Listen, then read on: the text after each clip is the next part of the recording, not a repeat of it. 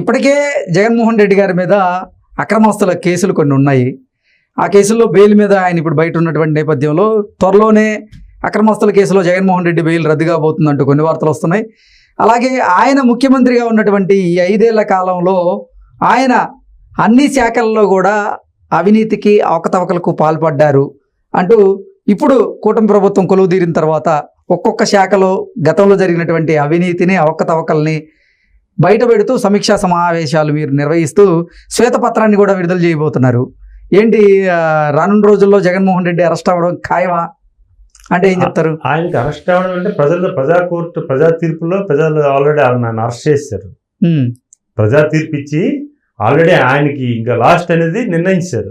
Okay, చట్టపరంగా చేయవలసిన అంశాలు ఏవైతే ఉన్నాయో అది గవర్నమెంట్ చూసుకుంటుంది, చట్టం తన పని తను చేసుకుంటుంది అని ఆయన చెప్పాడు కదా. అంటే జైలు జీవితం అనుభవించ తప్పదా అని అడుగుతున్నాను. నేను ఉంటుంది జైలు జీవితం అనుభవించి వచ్చాడు ఆయన. ఆయన రెండోసారి కొత్త కాదు, ఇప్పుడు వెళ్తే కొత్త కాదు, వదిలేయండి. అది నేనేమన్నానంటే ఈరోజు ఒక ప్రజానాయకుడు పరిపాలన నల్గొండలో చంద్రబాబు నాయుడు చూసి నేర్చుకోవాలని నేను చెప్తున్నాను. ఎట్లా అంటున్నానంటే అదే విశాఖపట్నంలో ఉదయం తుఫాను వస్తే ఆయన ముఖ్యమంత్రిగా ఉండగా బస్సులో ఉండి 15 రోజులు బస్సులో ఉండి ప్రక్షాళన చేసి అద్భుతంగా విశాఖ నగరాన్ని ప్రకృతి విలతానం చేస్తే దాన్ని మరి సరి చేసి ఈరోజు అద్భుతంగా ఆయన పరిపాలన చేసి ఈరోజు మళ్ళీ సెట్ చేసి పరిపాలన చేశాడు. అదే జగన్మోహన్ రెడ్డి రాజధాని ఇస్తామని విశాఖపట్నానికి. ఎగ్జాక్ట్లీ, నేను ఇందాక అదే అడుగుదాం అనుకున్నా అన్న. ఏంటి అసలు అదే విశాఖ ఉక్కు కర్మాగారాన్ని ఏదైతే ఉందో దాన్ని అసలు తీసేసి ఆ స్థానంలో క్యాపిటల్ సిటీని నిర్మించాలని జగన్మోహన్ రెడ్డి ప్రయత్నం చేశారు అంటూ కూడా మాజీ సీఎస్ జగన్మోహన్ రెడ్డి గారి మీద ఆరోపణలు చేస్తూ ఉన్నారు. ఏంటి వాటిలో వాస్తవాలు ఉన్నాయా? నేను అదే చెప్తున్నా. పరిపాలన చేయాలంటే మనసు ఉండాలా, నీకు ప్యాలెస్లు అవసరం లేదు. ఈరోజు ప్రకృతి అందించిన ఒక అందమైన ఒక కొండని, ఏదో రుసుకొండ కొండని ధ్వంసం చేసి అందులో మెటీరియల్ తొలగించడానికి దాదాపు 100 కోట్లు ఖర్చు పెట్టి నువ్వు ప్యాలెస్ నిర్మించుకోవడానికి నువ్వు మళ్ళీ ముఖ్యమంత్రి అయిపోతావు అనే ఊహాగానంలోకి వెళ్ళిపోయి ప్యాలెస్ కట్టడానికి 500 కోట్లు ఖర్చు పెట్టి ఈరోజు ప్యాలెస్ కట్టావు రుసుకొండ మీద. ప్రకృతి ఇచ్చిన ఆ సంపదని ధ్వంసం చేసి కొత్తగా నిర్మించావు. రిషికొండలో నిర్మించినటువంటి భవనాలకి సోకులు అద్దడానికే కనీసం 200 కోట్లకు పైగా ఖర్చు పెట్టారు అన్నట్లుగా కొన్ని ఆరోపణలు వస్తున్నాయి. మొక్కలు అంటే ఆ ప్యాలెస్ లో నాటినటువంటి మొక్కలు అయితే ఉన్నాయో అవి కూడా విదేశాల నుంచి ఇక్కడికి దిగుమతి చేసుకున్నాయి అంటూ కూడా కొన్ని వార్తలు వస్తున్నాయి. ఏంటి నిజంగా అసలు అది? ఇప్పుడు మొక్కల కంటే సరే ప్రకృతి సంబంధించిన అంశం కానీ ప్రకృతి తీసుకురావడం తప్పు కాదు, దాన్ని నేను తప్పట్టను. నువ్వు వాడుకున్న బాత్రూమ్ కూడా విదేశాల నుంచి తీసుకొచ్చారన్న గ్రానైట్, అది చర్చించాలి. మార్బుల్ అంటారు మొత్తం. ఇప్పుడు అది కూడా విదేశాలు మన స్వదేశంలో జరిగినవి మన రాష్ట్రం దొరికిన మార్బుల్స్ వాడుకుంటా, గ్రానైట్ వాడుకుంటా, బాత్రూమ్ వాడుకుంటా. నువ్వు ఏదైతే పేదవాడికి నేను స్థలం ఇల్లు కట్టి ఇచ్చేస్తున్నావు అన్నాడు 45 గజాలని గర్వంగా చెప్పుకున్నాను, నేను పేదవాడికి అండగా ఉన్నానని చెప్పుకున్నావు. 48 గజాలు సంబంధించిన సెంటు భూమిని పేదోడికి ఇచ్చి నీ బాత్రూమే 40 దాదాపు 450 గజాలు సంబంధించిన బాత్రూమ్ నిర్మించుకున్నాం అంటే దాని ఇండికేషన్ ఏమి ఇస్తున్నారు మీరు? Gold coated commode. ఒక గోల్డ్ కమోడ్ ఏంటి, ఇంకొక వ్యవస్థ ఏంటి, ఇంక చూస్తే చిత్ర విచిత్రాలు చాలా ఉన్నాయి, కొన్ని బయట పెట్టలే. మా ఎమ్మెల్యే ఆయన కంటా శ్రీనివాసరావు గారు, ఇంక చాలా విచిత్రాలు ఉన్నాయి లోన. ప్రజలకు ఇదే ముందు తెలిస్తే 11 కూడా ఇవ్వరండి. ఓకే, అసలు బయట పెడితే ఇవన్నీ ఎలక్షన్ బిఫోర్ గానీ ఓటింగ్ బిఫోర్ గానీ బయట పెడితే 11 కూడా ఇవ్వరండి. ప్రజలు చర్చించుకుంటున్నారు. ఇప్పుడు ప్రజలు చెప్తున్నాం కదా, ప్రజలు చాలా తెలివైన వ్యక్తులు, చాలా మైండ్గా ఉన్న వాళ్ళు, చాలా ఆలోచిస్తున్న వ్యక్తులు. ఈ రోజు జగన్మోహన్ రెడ్డి గారికి ప్రతిపక్ష పాత్ర లేకుండా ఎందుకు చేయగలిగారని అంటే వాళ్ళు చూసారు 5 ఏళ్ళు. అందుకే మేము కూడా బాధ్యతగా చెప్తున్నాం. అందుకే మేము కూడా మా వాడే భాష కానీ నడవడికి కానీ చాలా జాగ్రత్తగా ఉండాలి మా నాయకుడు చెప్పాడు. మేము కూడా అదే ఆలోచిస్తున్నాం. అందుకే మేము కూడా అదే చర్చించుకుంటున్నాం. ప్రతి వ్యక్తి కూడా ప్రజలు అవకాశం ఇచ్చారంటే సద్వినియోగం చేసుకోవాలి తప్ప దుర్వినియోగం చేసుకోకూడదు. అవకాశం రావడం గొప్ప కాదు, అవకాశాన్ని సద్వినియోగం చేసుకోవడం గొప్ప. అది చంద్రబాబు నాయుడు గారికి సాధ్యమైంది. ఈరోజు ఎన్డీఏ కూటమికి సాధ్యం అవుతుంది. 100% సక్సెస్ అవుతున్నాం. అధికారాన్ని అడ్డం పెట్టుకుని జగన్మోహన్ రెడ్డి చంద్రబాబు గారి మీద అక్రమ కేసులు బనాయించి మరి ఆయన్ని అరెస్ట్ చేయించారు. కానీ జగన్మోహన్ రెడ్డి ముఖ్యమంత్రిగా ఉన్నటువంటి సమయంలో అన్ని శాఖల్లో అవినీతి చేశారు కాబట్టి అవి గనక విచారణ చేయిస్తే మళ్ళీ చంద్రబాబు గారు జగన్మోహన్ రెడ్డిని అరెస్ట్ చేయించడం ఖాయం అనేటువంటి సంకేతాలు వార్తలు వస్తున్నటువంటి నేపథ్యంలో జగన్మోహన్ రెడ్డి అరెస్ట్ ఉంటుందా లేదా? అంటే చంద్రబాబు నాయుడు చేయించారు కాదండి, ఇది వ్యవస్థ అండి. ఇది మీకు అర్థం కాని పాయింట్ ఏంటంటే చంద్రబాబు నాయుడు గారి వ్యక్తి కదా అక్కడ ముఖ్యమంత్రి. అదే ఆ ముఖ్యమంత్రి. ఇప్పుడు ఇంకోటి ఏంటంటే చట్టం ఎవరికి చుట్టం కాదండి, చట్టం అందరికి సమానమే. అసలు అంటే అక్రమ కేసులు బనాయించి చంద్రబాబు గారిని జైలుకి పంపించారు. నేను అదే చెప్తున్నా ఆ రోజు చంద్రబాబు అరెస్ట్ అయినప్పుడు అన్యాయంగా అరెస్ట్ చేసిన ప్రజలకు తెలుసు, వ్యవస్థ తెలుసు, మొత్తం ప్రపంచం తెలుసు. ఆ రోజు మీరు మాట్లాడారు, మీ మంత్రులు మాట్లాడారు, మీరు మాట్లాడారు, చట్టం తన పని తను చేసుకెళ్ళిపోతుందని. అన్యాయంగా అరెస్ట్ చేసినప్పుడే చట్టం తన పని చేసుకుంటున్న కామెంట్ మీరు ఇచ్చినప్పుడు, ఈ రోజు అన్యాయంగా మీరు ఎన్ని అక్రమాలు చేశారో ఒకటిగా బయటకు వస్తున్నప్పుడు చట్టం తన పని తను చేసుకుంటుంది. కామన్ అది ప్రత్యేకంగా స్పెసిఫిక్గా చేయాల్సిన లేదు ఎవరు. ఆ చట్టంలో ఉన్న వ్యవహారాలన్నీ కూడా చట్టం చూసుకుంటుంది. అందుకని నేనేమంటానంటే స్పెసిఫికేషన్ గా ఈయన అరెస్ట్ అవుతారని మనం చెప్పవసరం లేదండి. ఇప్పుడు ఆయన అరెస్ట్ అవుతారని మనం స్పెసిఫిక్ చెప్పవసరం లే. అది తెలుసు. ఇప్పుడు ఎందుకు కేంద్రం చుట్టూ తిరుగుతున్నారో లేకపోతే ఇతర పార్టీలతో చుట్టూ తిరుగుతున్నారో అంటే అది ఒక భాగం. అది అందుకు 100% ఇది 100% కూడా జరుగుతుంటది.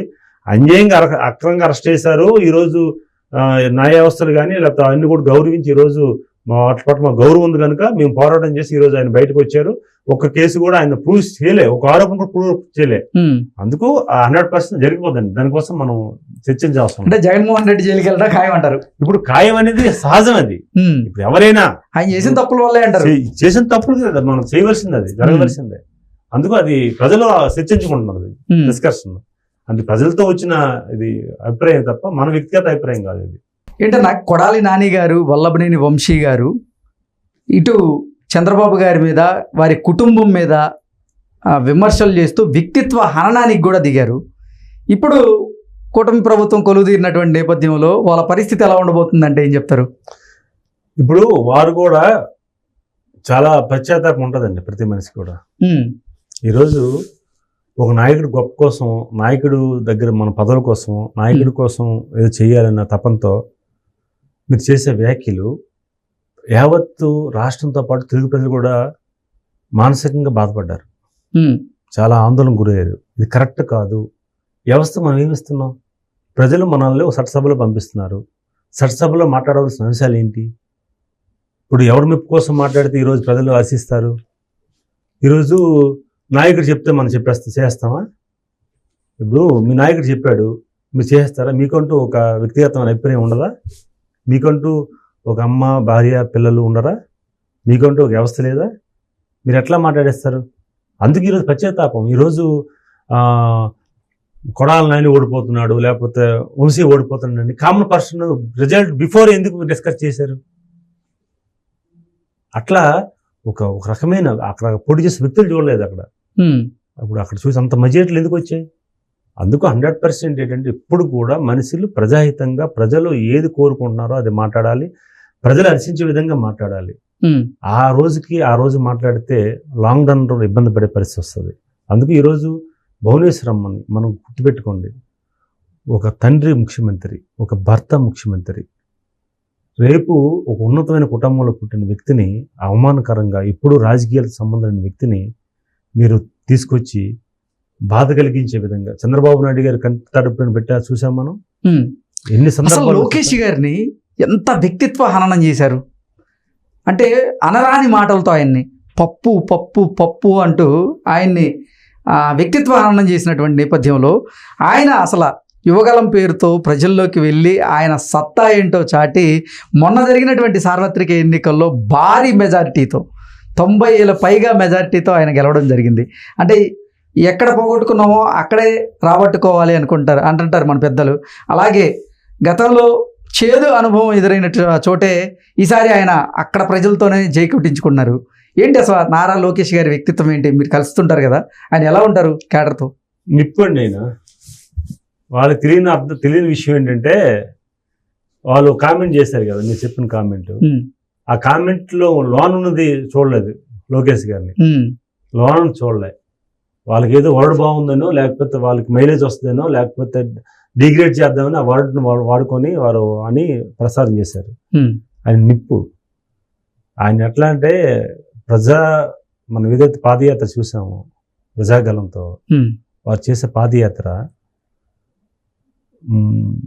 మంటి ఎండలు వర్షం కూడా లెక్క చేయకుండా అనారోగ్యం ఇబ్బంది పడితే మనం విజయవాడ చూసాం పాదయాత్ర. సాయంత్రం 4 స్టార్ట్ అయితే మరుసటి రోజు ఉదయాన్నే 7 గంటల ముగింపోయింది. సహజంగా పాదయాత్ర చేసేటప్పుడు నాయకుడిగా ఆయన ఇంట్రెస్ట్ 2 కిలోమీటర్లు 10 కిలోమీటర్లు టార్గెట్ పెట్టుకుంటారు, నడుస్తారు, మరుసటి రోజు చేస్తారు, పోస్ట్ పోన్ చేయొచ్చు. కానీ ఆయన ఎట్లా ఆలోచించాడు, మనం వస్తామని పాదయాత్ర కోసం ప్రజలు కూడా చెప్పుకోవడానికి కొన్ని వేల మంది లక్షల మంది వెయిట్ చేస్తున్నారు, నిద్ర లేకుండా భోజనాలు చేయకుండా మనం వెళ్ళాలని ఒక బాధ్యతతో ఆయన పాదయాత్ర చేశారు. ఆ రన్నింగ్లో కూడా మనం వీడియోస్ చూసాం, ప్రత్యక్షంగా కూడా చూశాను నేను. బాడీ సహకరించలేకున్నా, శరీర భాగాలు సహకరించిపోయినా ఆ ఊపు తెచ్చుకొని పాదయాత్ర చేశారు. ఎప్పుడైనా జగన్మోహన్ రెడ్డి పాదయాత్ర చేశావు, ఎప్పుడైనా కంటిన్యూగా పాదయాత్ర చేశాను గొప్పగా చెప్పుకున్నావే, ఎప్పుడైనా అట్లా చేసావా, కంటిన్యూటీ చేసావా? ఎన్నిసార్లు వెళ్ళి వచ్చావు శుక్రవారం? అలాగే ఎన్ని రోజులు నువ్వు చేసావు? ఆ రాత్రి ఎప్పుడైనా కంటిన్యూ చేసావా? అంటే నేనేమన్నానంటే, ఒక బాధ్యత ఈ ప్రజలకి తెలుగుదేశం పార్టీ పట్ల, చంద్రబాబు నాయుడు గారి నాయకుడి పట్ల బాధ్యతతో ఎంత ఉన్నారో ఆ బాధ్యతను నెరవేర్చాలని ఒక సంకల్పంతో ఇలా చేశారు. మీరు చూడండి, ఎప్పుడైనా మీడియా ముందుకు వచ్చి ప్రెస్ మీట్ మాట్లాడావా? నేషనల్ మీడియా కానీ మన తెలుగు మీడియా కానీ ఎప్పుడైనా మాట్లాడావా? ఏ మాట్లాడండి, లోకేష్ గారి సమాధానం క్షణాల్లో ఇస్తాడు ఆయన. ఎందుకు ఆ నిబద్ధత, నిజాయితీ, ఆయన అట్లా పెరిగి వచ్చాడు. టీడీపీలో గెలిచినటువంటి చాలా మంది సీనియర్లు ఉన్నారు, వాళ్ళని కాదని చంద్రబాబు గారు కొత్త వారికి ఈసారి మంత్రులుగా అవకాశం ఇచ్చారు. దాని వెనక నారా లోకేష్ గారి మార్క్ ఉంది అంటూ కూడా కొన్ని వార్తలు వస్తున్నాయి. ఏంటన్నా, నిజమేనా ఇది? అంటే మార్క్ ఉండడం కంటేనండి, 1983లో పార్టీ పెట్టినప్పుడు ఏదైతే 40 సంవత్సరాలు మన జర్నీలో లెక్క చేసుకుంటే, ఆ రోజు కూడా యువకులకి పార్టీ ఆ రోజు అన్న ఎన్టీఆర్ గారు ఎంపిక చేసి ఇచ్చారు. గ్రామీణ ప్రాంతంలో ఉన్న వాళ్ళు కానీ, డాక్టర్స్ని కానీ, లాయర్స్ని కానీ, లేకపోతే ప్రజలకు ఉపయోగపడే నాలెడ్జ్ పర్సన్ కానీ ఎంపిక చేసి చాలా మంది మంత్రులు చేశారు. మనం 45 సంవత్సరాలు ఆల్రెడీ 42 సంవత్సరాలు మనం వచ్చేసాం. పార్టీ కొంత వయసు పెరిగింది. సహజంగా వయసు పెరిగేటప్పుడు ఆ నాలెడ్జ్ కానీ ఒకటి కుంటుపడవచ్చు. అంటే చంద్రబాబు నాయుడు గారు డిఫరెంట్. చంద్రబాబు నాయుడు గారితో వయసుతో క్యాలిక్యులేట్ చేయలేము, ఆయన్ని ఎవరు టార్గెట్ చేయలేరు. కొన్ని ఉంటాయి. కొత్త నాయకత్వాన్ని ప్రోత్సహించాలని మానాటి వాళ్ళకి అవకాశం రావడం అనేది ఇది నాందయింది. మళ్ళీ ఒక 40-50 సంవత్సరాలు మన స్ట్రెంగ్త్గా ఉండాలి పార్టీని. కొత్త వాళ్ళని ప్రోత్సహించాలి, సీనియర్స్ని గౌరవించాలి. సీనియర్స్ కూడా చాలా మందికి ఇచ్చారు మంత్రి పదవులు.